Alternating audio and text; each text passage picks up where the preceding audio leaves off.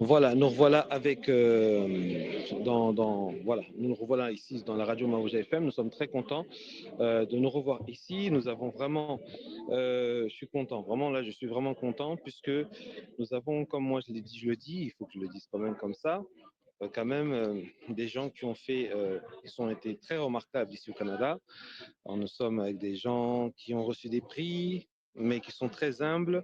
Alors nous, en tant que médias, c'est notre devoir de venir près de ces personnes qui éclairent la lanterne ici au Canada et pourquoi pas aussi au Congo. Alors, merci d'être présent. Alors, ce qu'on va faire, honneur aux femmes, euh, honneur aux femmes bien sûr, hein, quand même, il faudrait que chacun se présente pour le commun des mortels. Moi je vous connais, je suis très content. Vous voyez même que je suis un peu excité là. Donc voilà, à vous madame, présentez-vous pour le commun des mortels et après on fera un tour de table. À vous.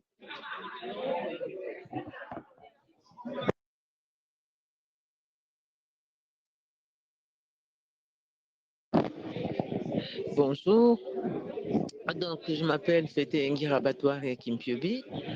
Je suis la directrice générale de Sophie Franc, un organisme des femmes immigrantes, femmes et familles immigrantes du Niagara. Mais ici au salon, je suis à titre d'autrice, de conteuse et je vais participer aussi à une table ronde, donc à d'autres activités et je suis très contente d'être là à côté de mes livres, notamment mes 3 livres, bon, on en parlera tout à l'heure. Voilà. À vous.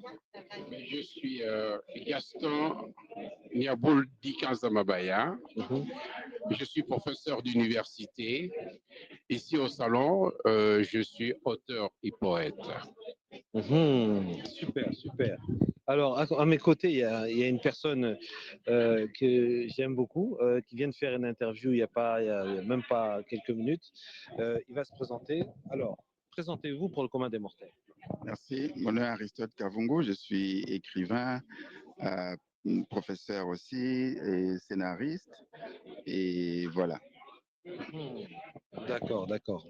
Une modeste présentation, hein? Hein. Alors, madame, vous êtes de notre côté, vous êtes venue, vous venez carrément du Niagara, hein? Alors, aujourd'hui, vous avez participé à plusieurs SLAC, hein? C'est pas le premier salon du livre afro-canadien. Alors, là, on est dans la 8e édition. Déjà, premièrement, comment trouvez-vous cette édition? Est-ce qu'elle est différente des années précédentes? Et qu'est-ce qu'elle vous apporte aussi en tant qu'autrice? Bien, je viens d'arriver il y a à peine 2 heures et la différence avec les éditions précédentes, bon, je dirais peut-être c'est l'emplacement pour commencer, hein, surtout l'édition qui a précédé celle de l'année passée par rapport à celle-ci. Je trouve que c'est beaucoup plus spacieux, c'est dans un centre d'achat, donc je pense qu'on aura plus de circulation de personnes.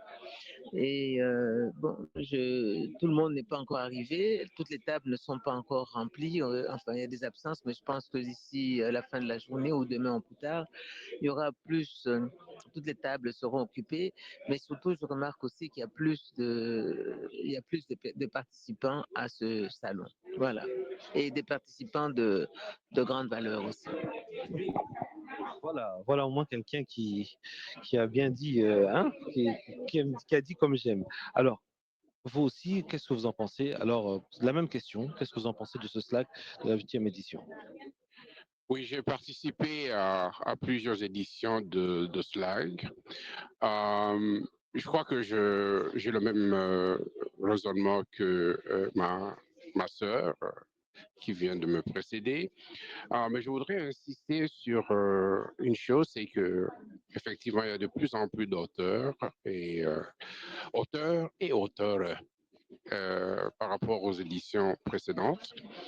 En 2022, où Monsieur Aristote était président, et moi je continue à l'appeler président, il y avait très peu d'auteurs. Très peu d'auteurs, mais ce qui est remarquable ici aussi, c'est qu'il y a plusieurs auteurs qui sont venus de l'étranger. Et ça, c'est un point positif. Euh, alors, tout au long de différentes sessions, j'ai remarqué qu'il y a un changement d'emplacement.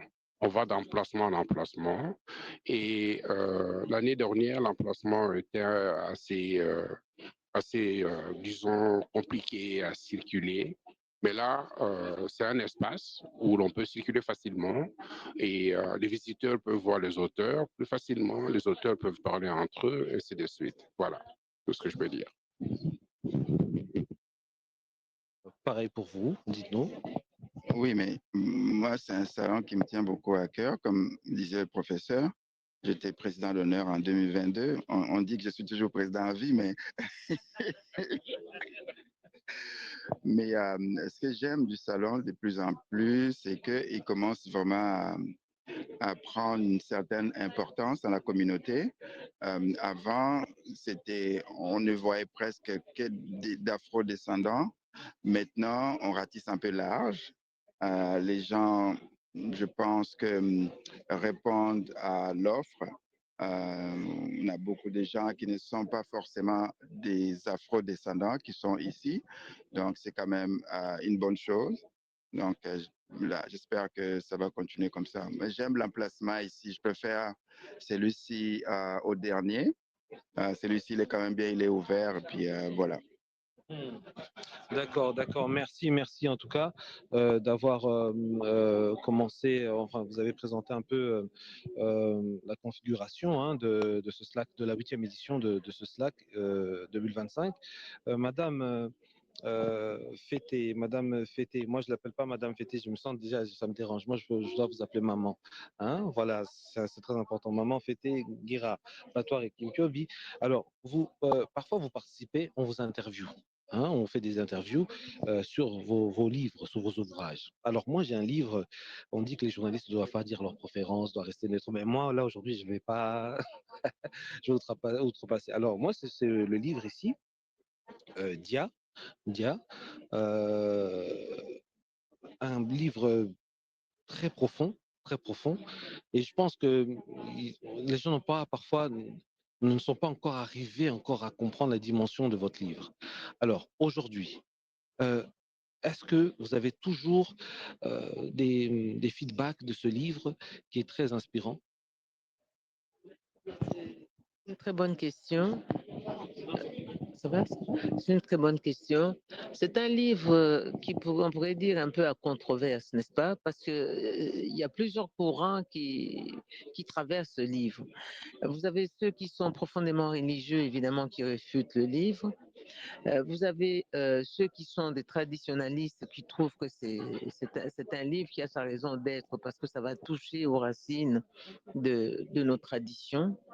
Et vous avez aussi ceux qui s'intéressent entre les deux, c'est très intéressant. La dernière fois, j'ai eu une conversation avec une personne qui s'intéresse beaucoup à la science, à la physique quantique, et qui a énormément aimé ce livre et qui a dit, pour lui, il voit là-dedans déjà comme une sorte d'anticipation par rapport à ce que la physique, enfin le quanta va nous révéler dans les années à venir, n'est-ce pas? Et puis, quand on regarde les expériences qui se font en laboratoire au niveau de la physique quantique, ça rejoint pratiquement la même chose. Et c'est ça qui me réjouit le plus, en fait. C'est-à-dire de savoir que c'est une confirmation du fait que nos ancêtres étaient vraiment en avance. Ce sont eux qui ont permis que aujourd'hui la science qui fait ses petits pas, parce que la science est là pour en fait étayer ce que comment ça, les anciens disaient comme ça là sans aucune preuve, n'est-ce pas? Et je suis très fier de voir d'ailleurs dans mon livre à la fin c'est l'allusion que je fais. Je dis puisse un jour hein, la physique quantique arriver à donner des réponses à ça. Et moi j'y crois fermement parce que j'ai eu des preuves physiques sur moi-même de la présence et de l'impact de mon grand-père décédé. Donc, on n'a pas à me raconter quoi que ce soit. Je le sais, je le crois parce que je l'ai vécu.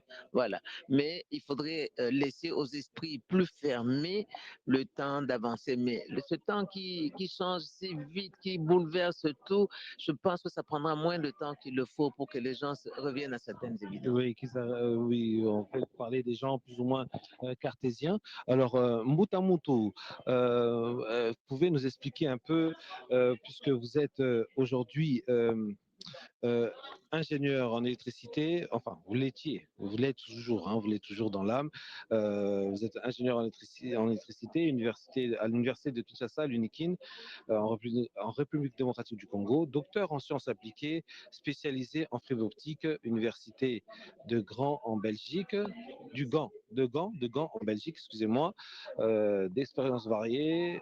Docteur Mabaya est un professeur d'université, doyen honoraire de la faculté polytechnique de l'UNIKIN, ainsi de suite, ainsi de suite. Si je continue encore, c'est pas possible. Écrivain bilingue, français, anglais, et diacre permanent au diocèse de London, Ontario, au Canada. Alors, vous êtes aussi passionné de littérature et d'éducation. Alors, par rapport à ce qu'elle vient de dire, elle a dit quelque chose voilà, qui est très important, puisque votre génération, vous, euh, quand on regarde la génération, votre génération et les générations qui arrivent ou les générations montantes, quand on regarde sur le terrain ce que vous avez accompli et par rapport à la jeunesse, il y a parfois une décadence. C'est-à-dire que la jeunesse aussi essaye de s'imposer, mais il y a des fois, c'est quand même une décadence. Alors, pouvez-vous nous parler un peu hein, de cet aspect un peu spirituel, ou cet ajout spiritualité bantoue ou bien africaine, je ne sais pas comment on peut l'appeler, mais dites-nous, est-ce que vous avez des petits secrets à nous donner par ça?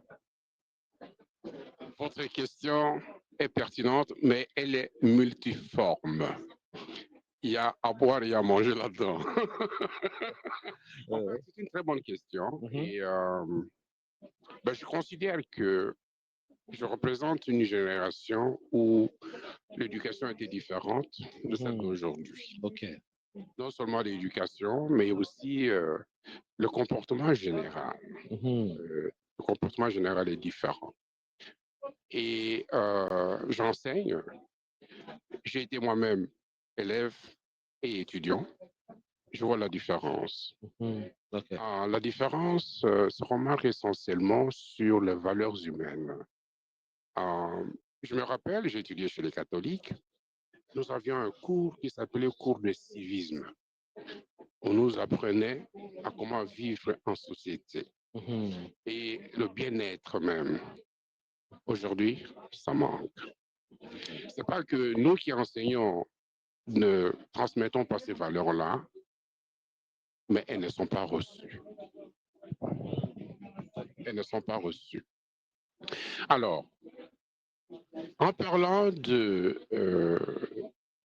spirituel, je crois que le spirituel explique un peu tout. Et moi, personnellement, je me sens tout et en tout. Vous avez cité les différentes facettes de ma personne, mais c'est en fait une seule personne. Une seule personne. Et on a beaucoup à apprendre. Mama Fété parlait un peu de nos ancêtres. Et elle a raison. Moi, j'ai lu son livre depuis le manuscrit jusqu'à la publication finale. Je trouve qu'il y a beaucoup à apprendre là-dedans. On ne doit pas tout rejeter. Et je suis profondément catholique et je sais qu'il y a des valeurs que nous pouvons aussi utiliser en nous référant à nos ancêtres. Voilà tout ce que je peux dire. Si je peux ajouter à ce que le professeur a il y a l'Internet aussi. L'Internet est venu changer beaucoup de choses. Nous, à notre époque, on lisait beaucoup. Donc, on a appris beaucoup parce qu'on lisait beaucoup. C'était dans les livres. Les connaissances qu'on a acquises, ça venait des livres. Maintenant, ça va dans tous les sens avec l'Internet et plus récemment, l'intelligence artificielle. Donc, les jeunes ne font plus rien. On leur donne tout sur un plateau d'argent, tout et n'importe quoi en fait. Comme le professeur disait, c'est les valeurs morales nous séparent un peu des jeunes de maintenant. Et on les voit tous les jours. Moi, je suis encore dans l'enseignement et tous les jours, même pas tous les jours, d'année en année, il y a quand même un changement évident qu'on voit chez les élèves. Donc, vraiment, ce n'est pas un changement en bien. Oui, donc c'était tellement décourageant. J'ai parlé avec quelqu'un la dernière fois, je pense que c'était il y a 2 semaines.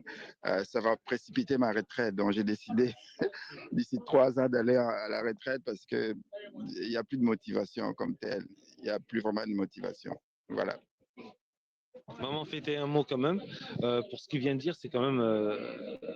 On sent qu'il y a quand même une- cette- par rapport à la jeunesse, hein, qu'est-ce que votre observation, parce que j'ai entendu une fois, je l'ai entendu une fois lors de d'une conférence, je crois que c'est un Slack, je ne sais plus quelle édition ou quoi, la jeunesse ne vient pas, ne s'approche pas trop des anciens pour apprendre. Ils connaissent déjà tout et pour eux, voilà, ils fonctionnent comme ça. Qu'est-ce que vous pouvez dire? Je suis journaliste, hein, je suis tout ce que vous faites. Alors, dites-nous. Ah, Euh, Cette question, elle est très profonde et le regard qu'il faut porter dessus doit être porté en amont et en aval. Je pense que c'est vrai, comme vient de le dire Aristote, les jeunes aujourd'hui sont blasés, je dirais. Ils sont même plus démotivés, ils sont blasés parce qu'ils ont tout et rien en même temps. Et les adultes, quelque part aussi, c'est très intéressant parce que j'avais cette conversation hier. Je disais ceci, que le monde est en mouvance et que, parlant de la francophonie, je disais justement que les adultes doivent sortir de leur peur. Parce qu'en ce moment, qu'est-ce qu'on fait? On est dans une logique où, on est encore dans une logique ancienne où les adultes et les aînés pensent qu'ils connaissent tout et les jeunes ont besoin d'être enseignés, canalisés. Or, les jeunes, de leur côté aussi, vivent leur époque. Et c'est une époque qui a d'autres valeurs, si on peut parler de valeurs, mais en tout cas qui a d'autres repères. Et dans ce repère-là, les jeunes et les adultes ont du mal à trouver un point d'équilibre. Et je pense que les jeunes ont besoin d'être écoutés aussi. On ne peut pas faire parler de transmission, faire de l'éducation, tout ce que vous voulez sans les jeunes eux-mêmes. Et en intégrant les jeunes, il faut commencer par les écouter. Qu'est-ce que ces jeunes veulent? C'est quoi leur monde aujourd'hui? Qu'est-ce qu'ils considèrent comme étant fondamental pour eux et qu'est-ce qui compte le plus pour eux. C'est-à-dire qu'ils ont besoin d'être entendus et à partir de là, je pense que les aînés peuvent venir pour encadrer cette fougue-là et tout ça. Mais pour le moment, nous sommes dans un dialogue de sourds où les uns pensent avoir raison et les autres n'ont que faire de ce que les aînés peuvent leur apporter. Parce que les aînés restent figés dans ce qu'ils... Les aînés sont le produit des générations précédentes. Alors qu'il y a une brisure, il y a une cassure entre cette génération que nous sommes et les jeunes d'aujourd'hui. Alors, les jeunes d'aujourd'hui ont des outils entre les mains qui n'existaient pas avant. Nous avons de la difficulté à suivre le courant et surtout, nous devons savoir qu'est-ce qu'ils veulent. Il y a un manque de dialogue, il y a quelque part un bruit de communication et c'est ça, à mon avis, c'est là où réside le grand danger. Nous sommes en train de marcher côte à côte et pas ensemble. Et c'est ça le plus grand danger pour moi. Non, je voulais réagir un tout petit peu sur une partie de l'intervention de Mme Fété. Elle a raison. Les jeunes doivent écouter, mais vice-versa. Les anciens, les vieux doivent aussi être écoutés. Alors, comme professeur, comme enseignant, comme polytechnicien, je connais la science, je connais l'évolution scientifique. On parle de l'intelligence artificielle. Je la vis, je l'ai développée. Parce qu'en 1999, l'année où j'avais quitté le Congo pour venir au Canada, déjà à cette époque, j'avais écrit un ouvrage, L'université virtuelle pour le Congo et l'Afrique du 21e siècle. Nous étions en 1999, ce n'était pas encore le 21e siècle, c'était le 20e siècle. Et aujourd'hui, ce qui se passe, je l'avais prévu. Et donc, écouter les jeunes, écouter les vieux, ça s'appelle dialogue. Mais le dialogue n'appartient à personne maintenant. Le professeur Aristote, il est le professeur écrivain, l'a très bien dit. Les médias sociaux, l'Internet, l'intelligence artificielle ont remplacé le dialogue classique. Ont remplacé le dialogue classique. Et je vous donne un exemple, puis je termine par là. Je corrige un travail de fin d'études, un mémoire. Je lis des anomalies dans le texte écrit pour mon étudiant. C'est mon domaine, fibre optique. Je vais voir, je prends le logiciel, parce qu'il y a un logiciel pour tester, hein, pour voir si le texte vient de la personne ou de l'intelligence artificielle. Et ça vous donne le pourcentage. Ça vous dit l'apport humain est de 1 ou 2 ou de 100% ou de 1%. Quand l'apport humain est de 1%, on vous dit 99%, c'est l'intelligence artificielle. Je remarque qu'effectivement, il a copié à l'Internet. Et l'intelligence artificielle est à la fois un outil bon, important, mais c'est un outil qui détruit. Et ça signifie tout simplement qu'on ne doit pas gober tout ce qui vient de l'intelligence artificielle. Mais malheureusement, c'est ça qui arrive. Et c'est très difficile d'établir ce dialogue-là franc qu'on avait à l'époque, mais il faut maintenant trouver des garde-fous.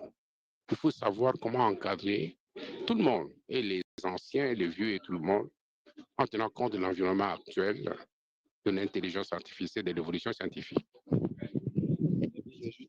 Je vais juste ajouter quelque chose par rapport à ce que le professeur Mabaya et Maman Fété ont dit, mais sur un ton humoristique. Hein. On avait fait une fois une espèce de dialogue intergénérationnel au centre francophone de Charwa. Et une fille a dit, non, nous les enfants, on nous reproche souvent de ne pas être polis, de ne pas écouter les parents et tout ça. Mais les parents aussi ne nous écoutent pas. Ils ne nous considèrent pas vraiment, ne considèrent pas le fait qu'on est né ici et qu'on a les mœurs quand même différentes de celles du pays, par exemple du Congo. La fille dit, elle donne un exemple bizarre, elle dit, des fois quand les parents me parlent, surtout ma mère, elle me dit, Lia Quaker, je ne sais pas ce que c'est que Quaker, ou amène-moi les bics, ou les Kellogg's, ou encore les Gillette, donne-moi donne-moi les Gillette. Si je dis que je ne sais pas, elle se fâche, mais je ne sais pas. C'est quoi Gillette? C'est quoi Gillette? Je ne sais pas. Le Quaker, c'est quoi Quaker? Des fois, je ne sais pas, j'ai appris.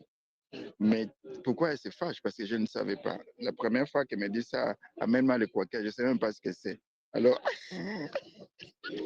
elle dit, il faut que les parents aussi comprennent qu'on n'est pas né là-bas, on est né ici et qu'on a besoin de pédagogie pour mieux fonctionner.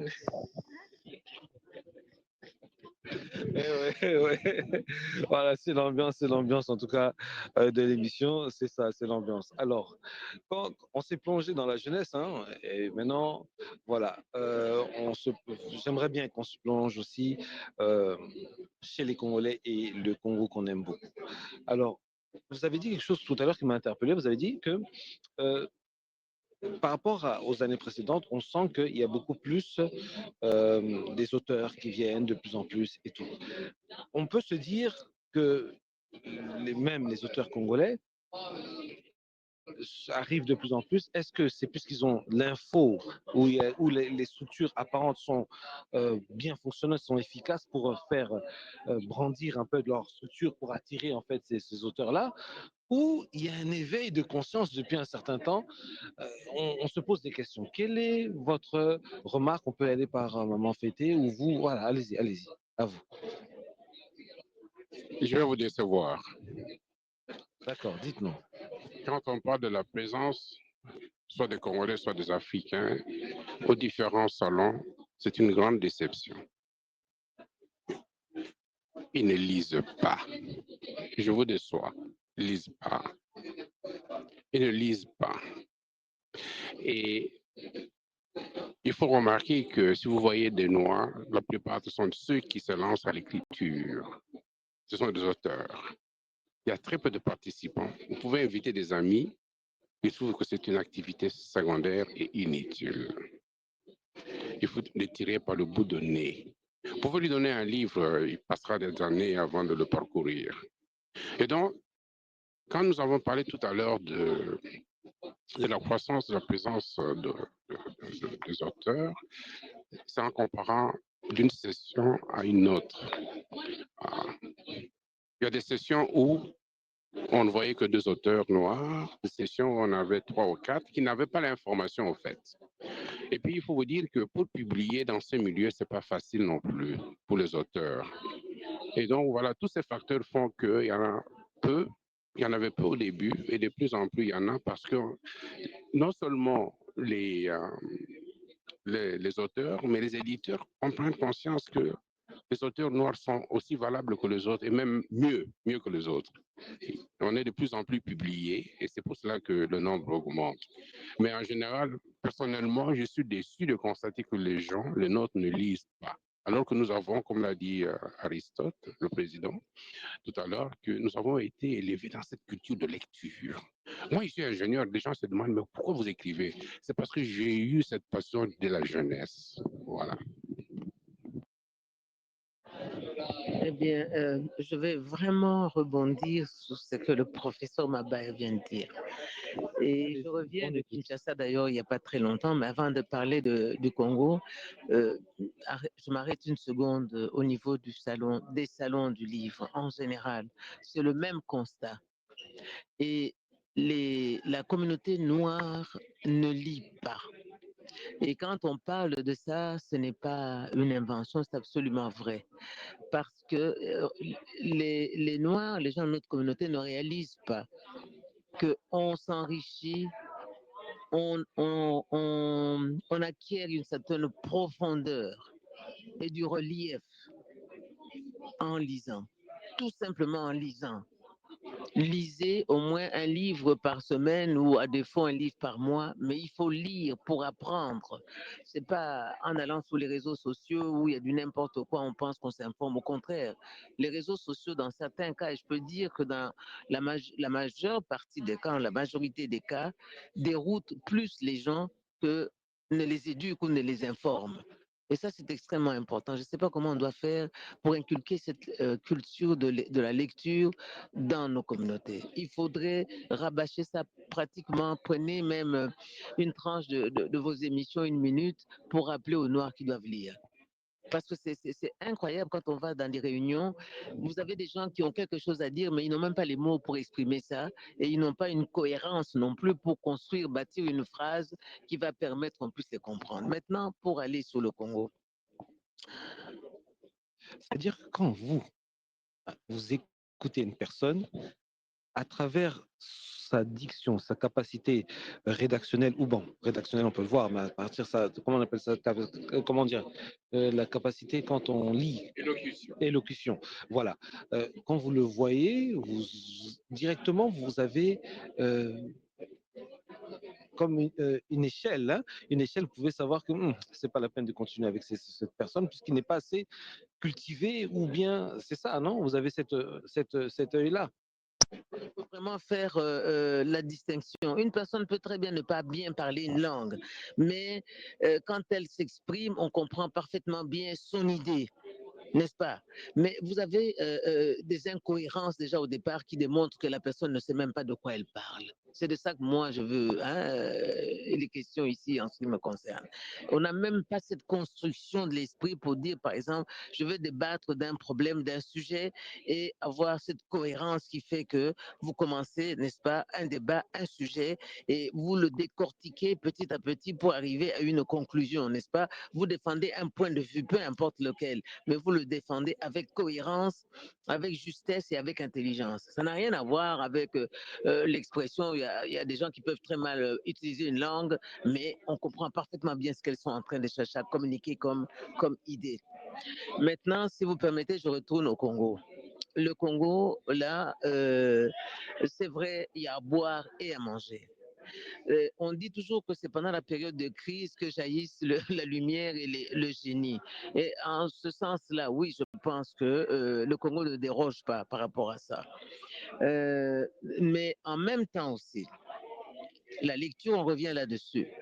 L'information, les échanges, que ce soit au niveau national, international, etc., l'ouverture d'esprit permet à l'imaginaire d'aller folâtrer dans des sommets absolument insoupçonnés. Mais quand vous êtes en vase clos, il faut dire aussi que vous tournez en rond et vous partagez soit les mêmes, les mêmes incohérences, les mêmes bêtises, ou vous comprenez, la même bassesse. Je ne dis pas que c'est le cas du Congo, mais ce que je veux dire, c'est qu'il y a des limites du fait de la vie sociale, du fait de l'organisation de la vie telle qu'elle est en ce moment, ça limite énormément. Et quand l'esprit est limité, il n'y a rien à faire. C'est comme s'il y a des cloisons, et ces cloisons sont tellement épaisses qu'il est très difficile de les traverser. Et c'est ça qui fait que le génie, pour le moment, parfois est étouffé dans l'œuf.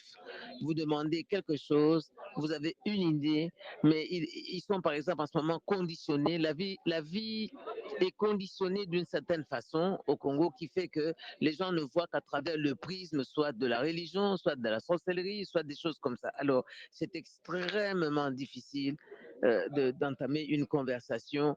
euh, voilà, c'est ça. Donc, c'est pour ça que je suis resté enfermé pendant mes 2 semaines là-bas.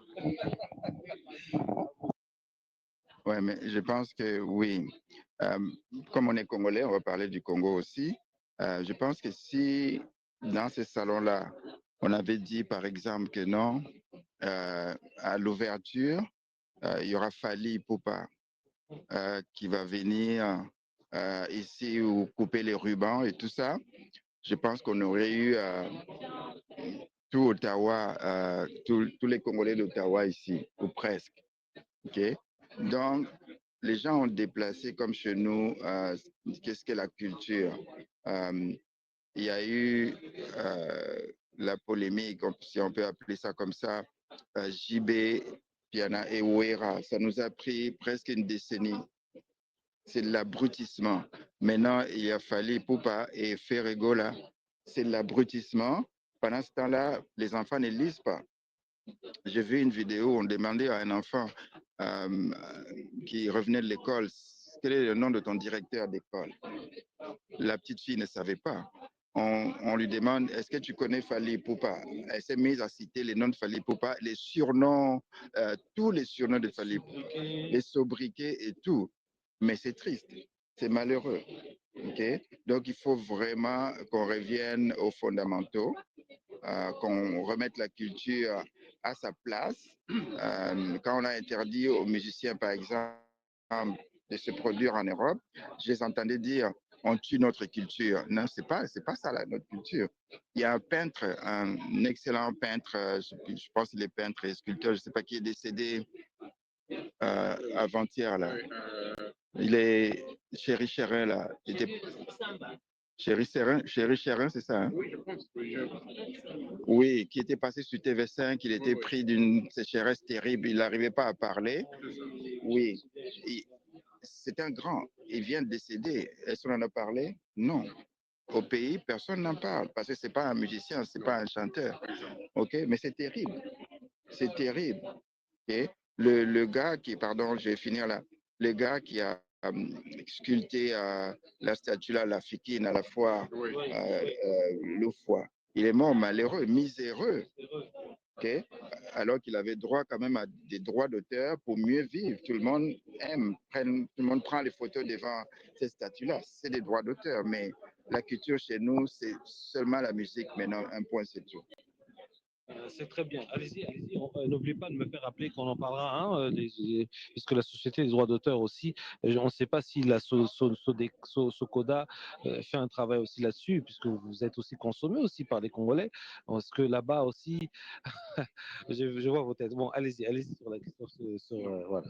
Non, vous avez posé une question très importante, sachant que et, on peut effectivement déterminer le niveau de raisonnement, d'éducation d'une personne quand on lui parle. Et moi, je voudrais dire, comme mes prédécesseurs, que la lecture cultive, on apprend.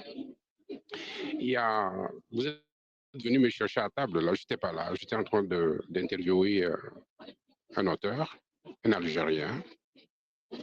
Il écrit, c'est un autodidacte. Je lui ai demandé, vous êtes autodidacte, mais comment vous êtes arrivé à l'écriture? La réponse, il prenait des coupons de journaux, il imitait ce que les journalistes avaient écrit. C'est comme ça qu'il a appris à écrire. Et Aujourd'hui, il publie. Pas chez un éditeur, sur Amazon.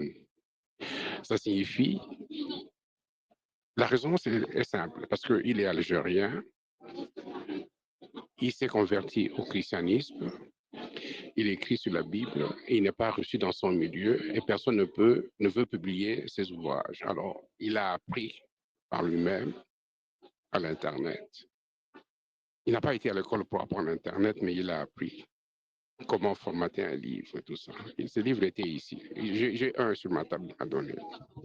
Et donc, la culture est très importante. La lecture est une des bases. Mais pour revenir à notre pays, j'ai remarqué, le reste a été dit, mais un point, les gens n'écoutent pas. Quand tu parles à quelqu'un, après 30 secondes, même moins de 30 secondes, la personne te coupe. Elle ne t'écoute pas. Mais c'est une grande lacune. Quand vous parlez à quelqu'un et que vous ne l'écoutez pas, vous n'apprenez rien. Et donc, il n'y a pas de transmission de connaissances. Ou ils répondent par une question. C'est bizarre. La question est posée, mais ils répondent par une question. Voilà. Alors, et en ce moment-là, comme vous voyez, mais ce n'est pas un individu isolé.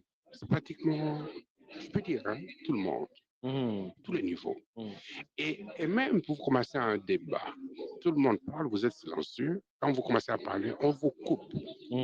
Même pas au tiers de la phrase. Oui, c'est vrai.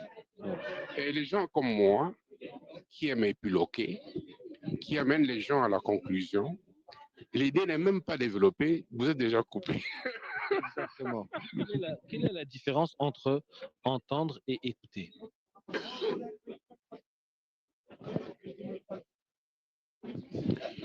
En fait, la grande différence, c'est qu'elle est placée sur l'intérêt.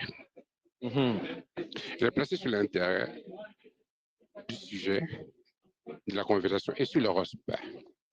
Si vraiment on n'est pas intéressé, comme disait le président ici, en disant que on lui pose des questions sur les surnoms d'un artiste, tous les surnoms, les sobriquets, sur la culture zéro. C'est parce que où est placé l'intérêt? C'est vrai. Quand vous êtes devant un individu, vous lui parlez, il regarde ailleurs, ou s'il veut intervenir, il vous interrompt, il n'y a pas d'intérêt. Donc c'est un peu ça. Donc la différence entre l'écoute et ce qu'on veut dire, ça se place sur l'intérêt. On est intéressé au sujet. Est-ce qu'on est intéressé à la conversation? Voilà. Ouais, c'est bien. Peut-être en disant que entendre, on entend par le mental en fait. On utilise son mental, on entend un discours où ça vous intéresse, ça vous intéresse pas, mais ça s'arrête au mental. Tandis que l'écoute, c'est beaucoup plus profond. Quand on écoute quelqu'un, c'est-à-dire qu'on est en train de quelque part absorber ce que la personne est en train de vous dire et que ces mots ne vont pas se perdre parce qu'ils vont se loger au plus profond de vous-même et à un moment donné, ils vont ressurgir et vous allez de façon consciente ou inconsciente, commencer à y penser ou à y méditer même. Donc c'est ça, l'écoute emmène à un niveau beaucoup plus profond de soi, tandis que, bon, entendre, bon, j'entends, on me parle, j'entends, je peux, comme dit le professeur Gaston, couper à n'importe quel moment, et d'ailleurs, les Congolais ils n'entendent pas, ils n'écoutent pas non plus, c'est ça. Alors, autre chose aussi que je voudrais rajouter, pour moi qui reviens du Congo, et ce qui m'a le plus dérangé, pour ne pas dire choqué, c'est de voir, comment dirais-je, l'inconscience qu'a atteint la conscience collective globale. Son paroxysme. Oui, c'est ça. Donc, c'est-à-dire que vous avez d'un côté un bar, n'est-ce pas? Et de l'autre côté, vous avez une église sous la même rue et ce sont à proximité. Et donc, ils sont en train de, là-bas, on chante, on danse Jésus sous le même air que les autres là-bas chantent et dansent Ndombolo. C'est exactement la même chose. Et ce qui est terrible, les pasteurs ont même des danseuses maintenant qui se contorsionnent comme celles de Kofi Olomide. habillés en collant noir, etc. Exactement de la même façon. Maintenant, l'éducation, elle est où dans tout ça? Les enfants, jusqu'à 23 heures, ils n'ont que de la musique puisqu'ils habitent à côté. Et vous savez qu'avant de dormir, c'est là où on enregistre les dernières choses qui vont vous emmener dans votre sommeil, dans votre rêve. Et c'est pour ça que les enfants congolais, vous remarquerez qu'il y ait de la musique ou pas, ils sont en train de danser. Sans musique, ils dansent, mais en fait, il y a la musique dans leur tête. Vous comprenez? Voilà où est-ce qu'on en est rendu. Merci. Au niveau de entendre, écouter, moi, je ne peux pas le dire mieux que Professeur Mabaye Mama Fete, mais je voulais juste ajouter que au pays, chez nous, on a souvent ce que moi j'appelle le complexe du dernier mot. Les gens veulent toujours avoir les derniers mots, quitte à couper les autres et tout ça. Bref. Mais il y a quelque chose au niveau justement de l'éducation qui m'avait choqué quand je suis allé à Kin la dernière fois. Il y a quand même un moment, j'ai regardé la télé dimanche à 13 h, c'est-à-dire l'heure de grande écoute pour les enfants. Il y avait une émission où les musiciens s'insultaient pendant 1 heure. Il y a un groupe qui venait insulter un autre groupe et le dimanche d'après, ils ont le droit de réponse. Ils venaient et ils insultaient l'autre groupe aussi, ainsi de suite, à 13 h. À l'heure où les enfants reviennent peut-être de l'église, ils se mettent devant la télé et on fait passer une émission comme ça. Et c'était toujours en dessous de la ceinture. En dessous de la ceinture, avec des insultes vraiment de caniveau. On laisse une émission comme ça. OK. Quand Mobutu était là, il y avait de la censure. Maintenant, je commence peut-être à préférer la censure, une dose de censure, parce que c'est l'indécence qui règne maintenant, c'est l'indécence. Et les enfants n'apprennent rien, au contraire, ils apprennent des choses qu'ils ne devraient même pas apprendre à leur âge. Non, c'est vraiment vrai, c'est vraiment ça, c'est vraiment déplorable, mais ce que vous dites, c'est vrai. Par rapport à Mobutu, on sait très bien que New Kalongo est parti en prison, Pepe Kale est parti en prison, dès qu'ils faisaient une petite erreur dans leur chanson et tout, Tana allait directement en prison, et il manque, c'est ce qui manque vraiment actuellement, réellement. Pour terminer avec la dernière question, vous êtes des écrivains aujourd'hui, vous êtes actifs, vous avez plusieurs ouvrages qui se promènent, qui rentrent dans les maisons des gens et qui instruisent aussi. Alors, moi, je me pose une question par rapport un peu aux générations d'avant, de nos aïeux. Vous avez ce souci-là de laisser des écritures à la postérité, c'est ça, hein, on est bien d'accord, on est bien d'accord. Alors, qu'est-ce qui diffère aujourd'hui? Puisque vous avez écrit, vous écrivez pour la postérité, vous avez une vision universelle, c'est vrai, mais vous avez aussi le souci là pour le Congo, hein, ça c'est clair. Mais maintenant, qu'est-ce qui fait que avant on avait la transmission orale et quand je vous vois, parfois quand j'ai l'impression que quand vous réfléchissez, quand vous rentrez en vous, vous rentrez dans tout ce qui a été dans l'oralité avant, tout ce qu'on vous avait peut-être un peu transmis, ce qui vous aide aujourd'hui jusqu'à aujourd'hui. Je ne sais pas si vous pouvez me comprendre. Hein, hein. Je ne sais pas si vous pouvez me comprendre. Alors, aujourd'hui, vous avez écrit. Est-ce que la transmission orale doit toujours prendre de la valeur, doit toujours prendre de la valeur, ou les deux vont de pair? Et je ne sais pas. À vous de répondre. Allez-y. Moi, je vais aller sur les plates-bandes du professeur et puis je vais lui laisser la parole, c'est mieux. Je parlais de Lavoisier qui a dit rien ne se perd, rien ne se crée, tout se transforme. C'est ce que nous, on est en train de faire. Voilà.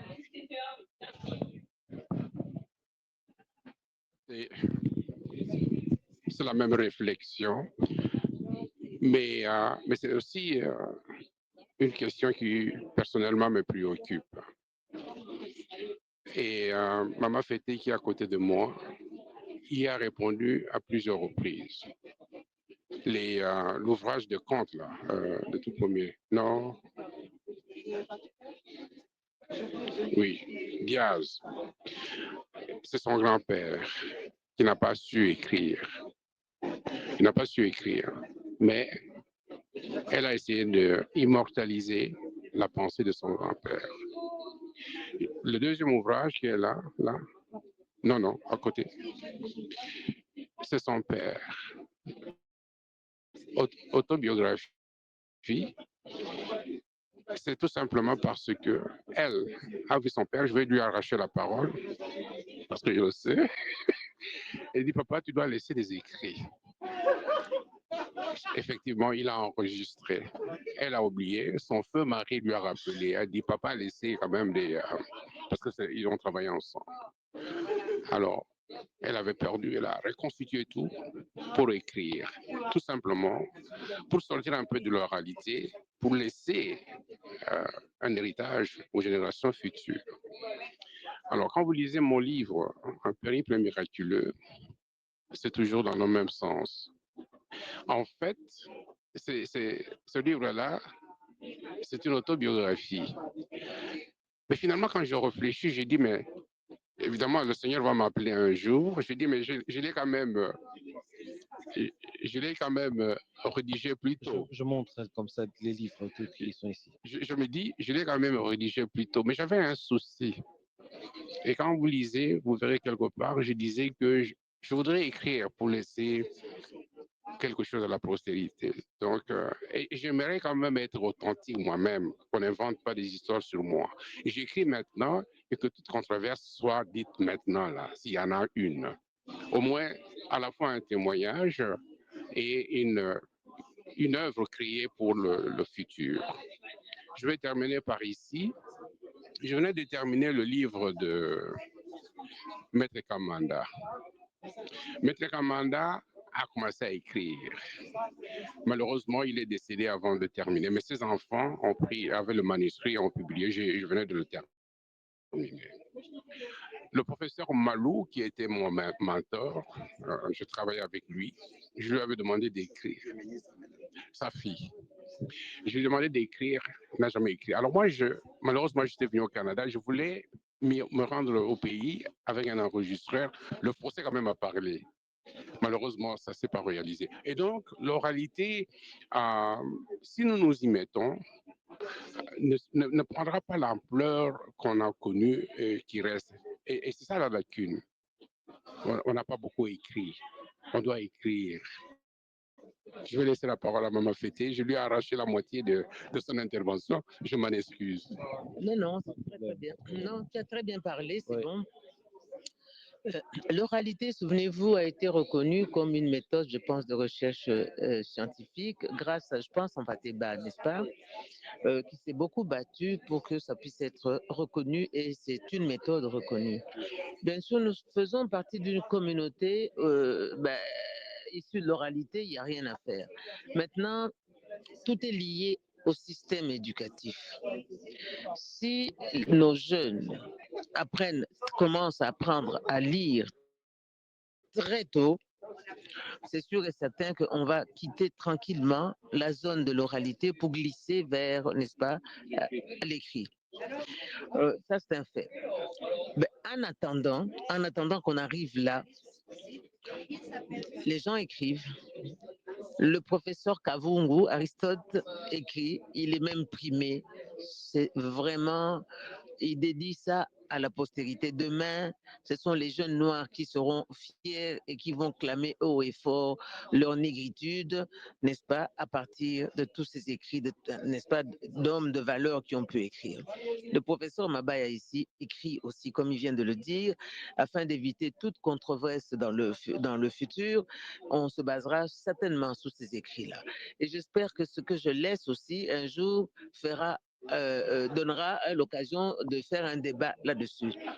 En attendant, on ne peut pas laisser tomber, on ne peut pas, n'est-ce pas, baisser les bras. Nous continuons et chacun utilise son arme. Pour le moment, avant on parlait du crayon ou du stylo, pour ne pas dire bic, comme arme, n'est-ce pas, d'écriture. Aujourd'hui, nous avons oui, c'est ça. Nous avons les ordinateurs et tous les outils modernes qui nous permettent d'écrire. Nous allons continuer à écrire. Et moi qui suis conteuse aussi, je continue à compter aussi. Et à partir de mes comptes, j'essaie d'aller extraire la sagesse qui se cache derrière les contes, tout simplement parce que c'est à travers les contes aussi, donc l'oralité, qu'on éduquait la masse. Il ne faut pas se contenter. Et quand vous regardez les contes aujourd'hui, j'ai fait une séance de contes dans une école à Kinshasa. J'avais une journée de contes. Les professeurs venaient avec un conte. Et tous les contes, comme par hasard, ça se terminait toujours. Oh, cet enfant-là, on l'a tapé, on l'a puni, l'autre, on l'a humilié, l'autre a été tué, l'autre a été mangé par tel animal. C'est d'une violence incroyable. On n'apprend rien. Par contre, moi, je vais et je leur ai dit, au lieu de terminer vos comptes sous une note menaçante, parce que c'est de l'agressivité, soit agressivité, on n'en sortira jamais. Allez chercher tout simplement la sagesse que les anciens qui gît derrière les paroles des anciens pour pouvoir s'en servir comme méthode d'éducation. Et c'était ça finalement l'objectif et le but des contes, c'est d'éduquer, n'est-ce pas, hein, les jeunes et les adultes, parce que les contes n'ont pas d'âge. On les trouve là, on s'en sert, on les laisse et ils sont toujours là. Donc c'est le premier enseignement finalement, le premier livre qu'on a, c'est le conte. Parce qu'on le trouve, on le laisse, on grandit avec, on s'en va, il reste là, les autres. Voici quelque chose qui ne se démode jamais. Donc, ce sont des vérités qui sont là, immuables, qui sont derrière les contes. Maintenant, il appartient à ceux qui veulent user de l'oralité d'aller chercher la sagesse qui se cache derrière la naïveté des contes pour pouvoir enseigner aux enfants et aux adultes. Merci. Vous avez un petit mot à dire là-dessus, hein? Oui, juste rapidement, j'ai regardé une émission à la télé, ces émissions stupides, la télé-réalité au Congo, là, ils viennent réveiller les gens le matin, les vedettes, entre guillemets. Et il y avait une fille et un garçon qui faisaient l'émission. Et une autre fois, la fille qui fait l'émission a piégé son collègue, le co-présentateur. J'ai regardé, j'étais choqué. Ils sont allés chez lui, il habitait chez son père. La fille passait devant le monsieur qui était là, un peu malade et tout. Il demandait au garçon, est-ce que c'est ton père? Le garçon dit, oui, c'est mon père. Et puis ils sont partis en haut, quelque chose comme ça. Il y avait le numéro de téléphone là. J'ai écrit, c'était en 2018. J'ai dit bonsoir, j'ai regardé toutes les réalités consacrées à toi. Je ne peux pas dire que ça m'avait impressionné. Mais une chose m'a beaucoup touché. Je ne savais pas que tu étais, j'ai traduit, tu étais le fils du vieux Brazos. Brazos, c'était le bassiste africain Fiesta, tout ça. Il est allé même à Bruxelles là, pendant la table ronde. Je ne le connais pas personnellement, mais je lui envoie mes respects. Je ne sais pas si toi-même, tu connais véritablement qui est ton père, blablabla. Oui. Donc, il a un père qui est là, qui a beaucoup de choses à lui transmettre, qui est là malade. Et la fille saute même les jambes de ce père-là pour aller. Le père est décédé après. J'ai réécrit au garçon. J'ai dit, est-ce que maintenant tu sais qui était ton père? Il m'a dit oui. Parce que quand on a commencé à parler de son père, tout ça, la télé, tout ça, biographie, tout ça. Donc j'ai dit ça par rapport au livre de Maman Fêté. Je ne savais pas, comme professeur a dit, je me posais la question pourquoi c'était autobiographie. Là, j'ai compris, mais c'est vrai, on doit essayer, on a toujours cette réticence d'aller voir les anciens pour leur poser la question, pour peut-être profiter de leur sagesse aussi. Et ils étaient intelligents et sages en même temps, contrairement à nous. Alors, on termine avec Monsieur Aristote Kavungu. En tout cas, vous êtes un écrivain scénariste franco-ontarien, auteur de plusieurs romans, dont Mon père, Boudarel et moi, en 2019, finaliste au prix Trillium et Un train pour l'Est 2003, prix du Salon du Livre de Toronto, diplômé en lettres modernes de l'Université de Sorbonne, Paris-Nord. Il enseigne la littérature de Whitby, près de Toronto. Je l'ai dit en anglais, j'ai dit en français. Hein. Voilà, j'ai dit en français. Donc, euh, vous savez, être diplômé à la Sorbonne, quand même, il faut dire, c'est pas rien. Je suis un enfant qui est né là-bas et je peux vous dire en tout cas félicitations puisque c'est Sorbonne, c'est pas n'importe quoi. Alors moi, c'est un truc que j'ai posé la question 3, 4 fois à maman fêtée. Mais on va terminer parce que c'est moi là qui abuse de vous là. Je prends trop, je pose de questions. Vous faites preuve, vous êtes distingué et vous êtes distinct. Vous avez des prix, vous êtes honoré par-ci, par-là, vous trois. Vous avez une humilité vraiment, je sais pas comment vous faites pour être toujours humble. Je vous avais posé cette question.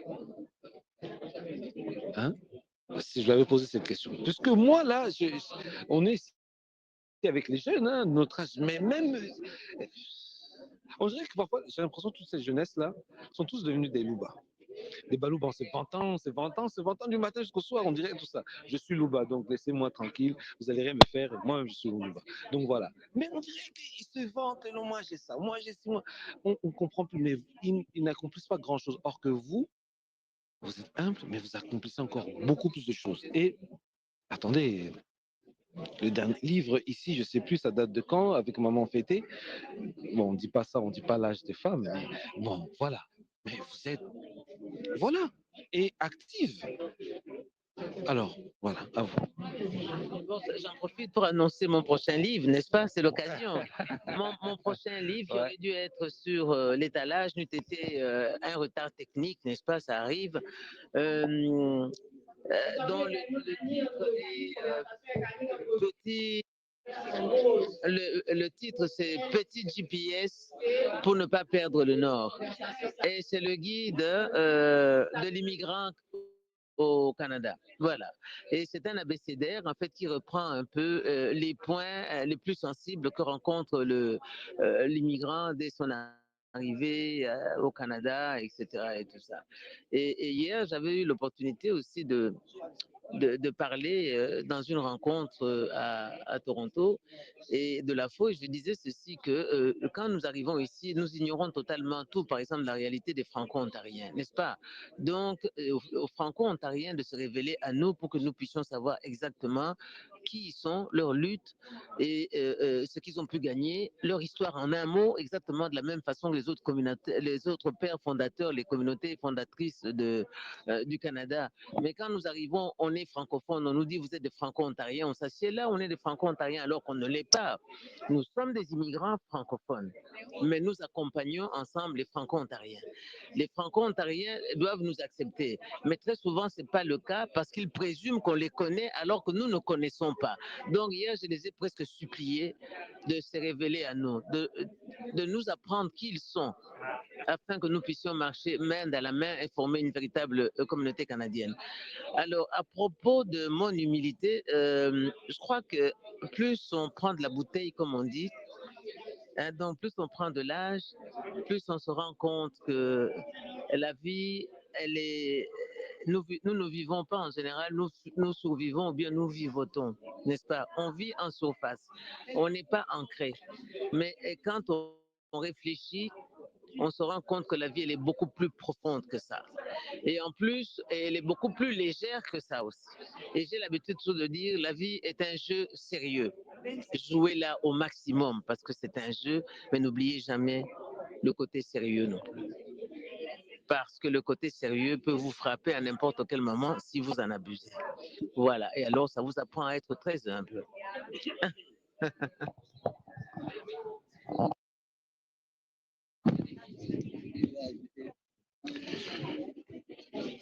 L'humilité crée en moi un débat permanent. Et je ne me suis jamais révélé qui je suis réellement. C'est très difficile de savoir que je suis ingénieur, je suis professeur, c'est vraiment très difficile. Beaucoup d'anecdotes. Je vais en citer 3. J'arrive en Belgique pour ma thèse de doctorat. On me dit, on a vu vos points, vous avez fait de grandes distinctions à l'université, des distinctions. Ici, c'est la Belgique.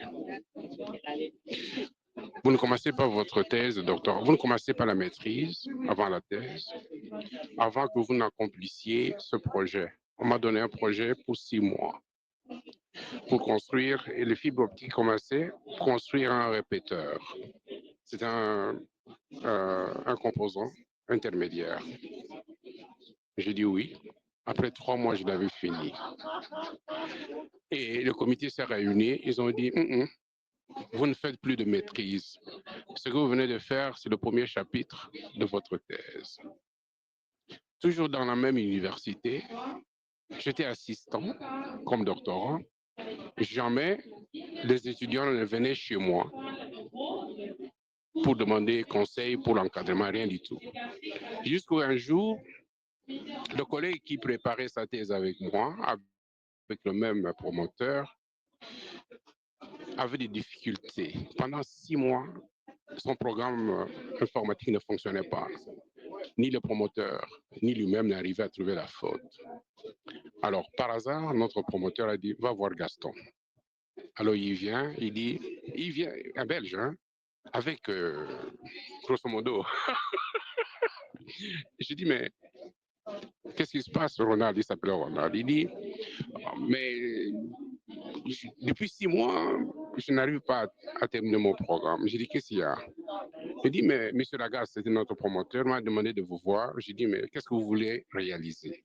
Il dit, mais cette équation, je l'ai développée, je n'arrive pas. Le programme est rejeté. J'ai dit, donne-moi l'équation. Je regarde en 3 secondes, je ne suis pas orgueilleux. Je dis, il y a une faute là. Il dit, quoi? Je dis, vous avez oublié pi. Pi. Il dit, pi, 314. Il dit, comment? Je fais la démonstration en 2 minutes. Je dis, vous corrigez ça, allez faire votre programme. Il a corrigé. Il a lancé le programme. Le programme a fonctionné jusqu'à la fin. À partir de ce jour-là, tous les étudiants qui travaillent ailleurs sont venus sur moi.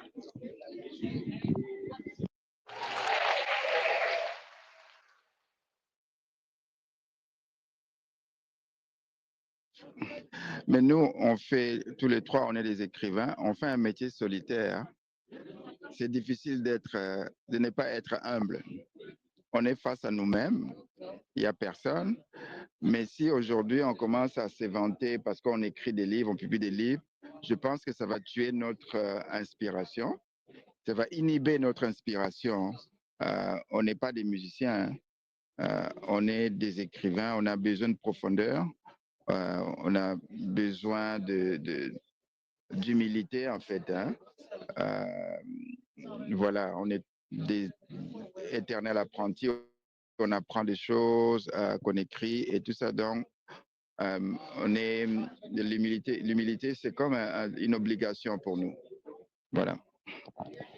Absolument. Le professeur Kabungwa vient, en tout cas, c'est une très très belle conclusion. Parce que quand vous recevez une inspiration profonde, vraiment vous sentez à ce moment-là que ça vient de très très loin. Et parfois, quand vous transcrivez ça et que vous relisez ça, même quelques heures plus tard ou 2 ou 3 jours plus tard, vous êtes conscient que c'est quelque chose qui vient au-delà, de très très loin de vous-même. C'est moi qui ai écrit ça. Exactement. Oui, et vous vous posez la question de savoir, ça vient de moi, vous n'en revenez pas vous-même. Et là, vous réalisez que il faut être humble, tout simplement. Il faut être humble, parce que ça ne vient pas de votre petite personne, ça vient à travers votre personne, mais pas de votre personne, à travers votre personne. En tout cas, merci. C'était sur ces derniers mots. C'est ce qu'on dit. Restez là encore. On n'a pas encore fini et on termine. C'était sur ces derniers mots. On va terminer l'émission. Moi, j'ai vraiment adoré. C'est vrai que quand on parle d'inspiration, on dit souvent que l'univers donne des fréquences surtout à toute la corporation artistique ou bien des auteurs ou des artisans, aux hommes de science. Et on dit que c'est celui qui la capte le plus, qui est le plus rapide dans l'action, qui aura cette fréquence sera vraiment chargée d'émotions. Et quand la personne se met en action, le met en exergue, ça donne vraiment des résultats favorables. Vous me faites penser à un proverbe chinois que j'avais lu, je crois, il y a longtemps, et c'est toujours resté dans mon esprit. Depuis, je vis avec, et c'est vraiment, je ne sais pas pourquoi, mais je vis tout le temps, je fais tout le temps penser à ça. Ils disent, l'homme de bien est impartial et vise à l'universalité. C'est ça. Et ils disent que l'homme de peu est sectaire et aime les privilèges. Voilà. Vous me faites penser à ce truc-là. Donc voilà, je m'applaudis moi-même. Merci, merci moi-même. Donc voilà, voilà. Alors la suite dans un instant et merci en tout cas à vous tous. Et je vous laisse. Je les ai pris vraiment beaucoup de temps, mais comprenez que c'est pour la postérité. Voilà. Bye.